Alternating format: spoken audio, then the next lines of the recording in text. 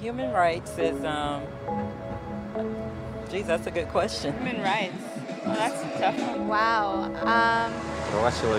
I don't even know how to give that a definition. I would probably have to do a little bit of homework or something. Any right that I think just as a normal, human, any...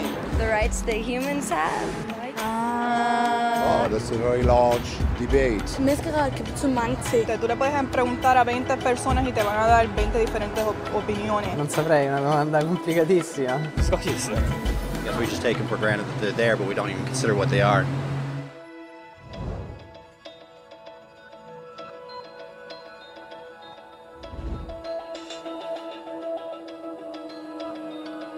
Human rights are the rights you have simply because you're human.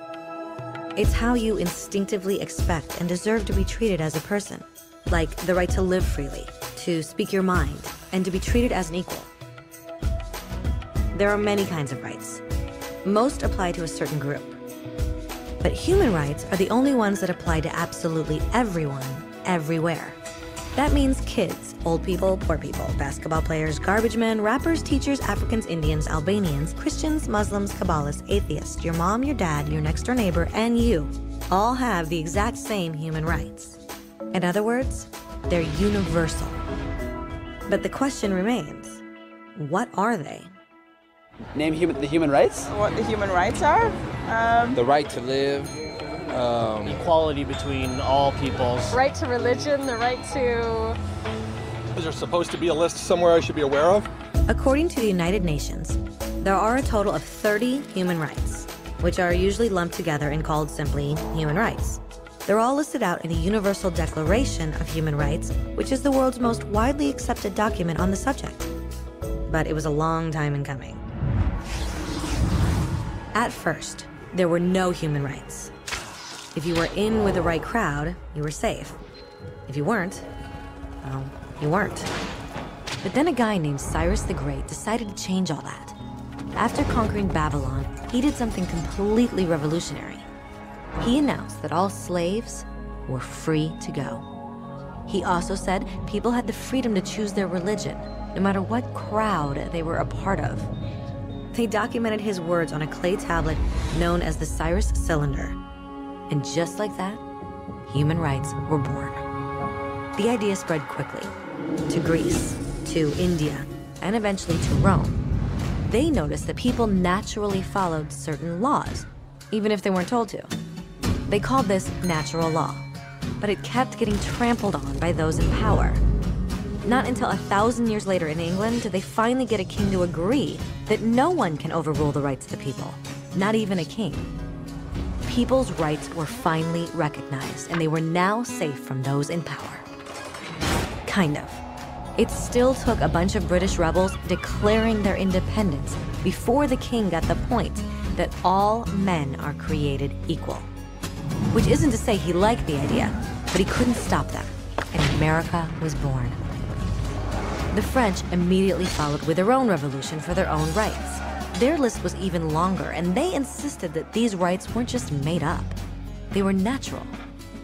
The Roman concept of natural law had become natural rights. Unfortunately, not everyone was so thrilled.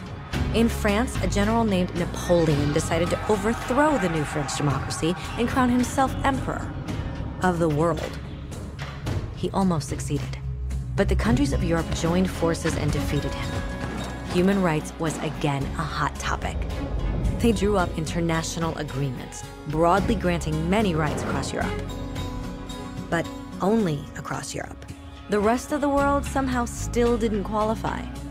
Instead, they got invaded, conquered, and consumed by Europe's massive empires. But then a young lawyer from India decided enough was enough. His name was Mahatma Gandhi, and in the face of violence, he insisted that all people of Earth had rights, not just in Europe. Eventually, even Europeans started to agree. But it wasn't going to be that easy. 2 world wars erupted. Hitler exterminated half the Jewish population of Earth in horrifying Nazi death camps. And all told, 90 million people died. Never had human rights been so terrifyingly close to extinction. and never had the world been more desperate for change. So the countries of Earth banded together and formed the United Nations. Their basic purpose was to reaffirm faith in fundamental human rights, in the dignity and worth of the human person. But what were human rights? Were they the proclamations of Cyrus, the natural laws of Rome, the declarations of France? Everyone seemed to have a slightly different idea of what human rights should be. But under the supervision of Eleanor Roosevelt, they finally agreed on a set of rights that applied to absolutely everyone. The Universal Declaration of Human Rights. The French concept of natural rights had finally become human rights. So, in summary, at first, only a few lucky people had any rights, until one of those guys decided, hey, other people should have some rights too, which was great, except not everyone agreed. And it only took a few thousand years of fighting and declarations and more fighting until everyone finally agreed that human rights should apply to everyone. And they all lived happily ever after. Except for one little problem. If people have the right to food and shelter, why are 16,000 children dying of starvation every day? 1 every 5 seconds. If people have freedom of speech, why are thousands in prison for speaking their minds? If people have the right to education, why are over 1 billion adults unable to read? If slavery has truly been abolished, why are 27 million people still enslaved today? More than twice as many as in 1800. The fact is, when it was signed, the Universal Declaration of Human Rights did not have the force of law. It was optional. And despite many more documents, conventions, treaties, and laws, it's still little more than words on a page. So the question is, who will make those words a reality? I have a dream today. When Dr. King marched for racial equality, he was marching for rights that had been guaranteed by the United Nations for almost 2 decades. But still, he marched. When Nelson Mandela stood up for social justice in the 1990s, his country had already agreed to abolish such discrimination for almost 40 years. But still, he fought.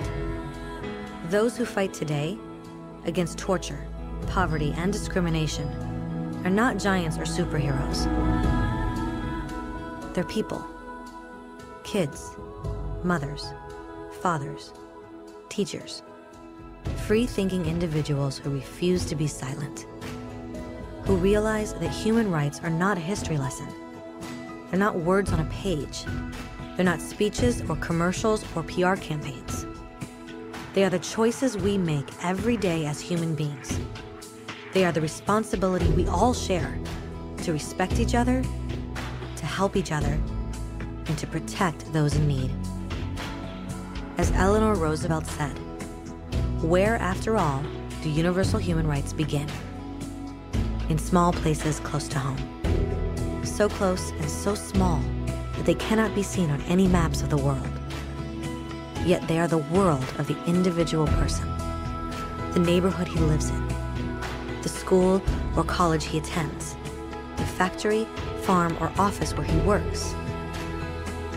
Such are the places where every man, woman, and child seeks equal justice, equal opportunity, equal dignity without discrimination.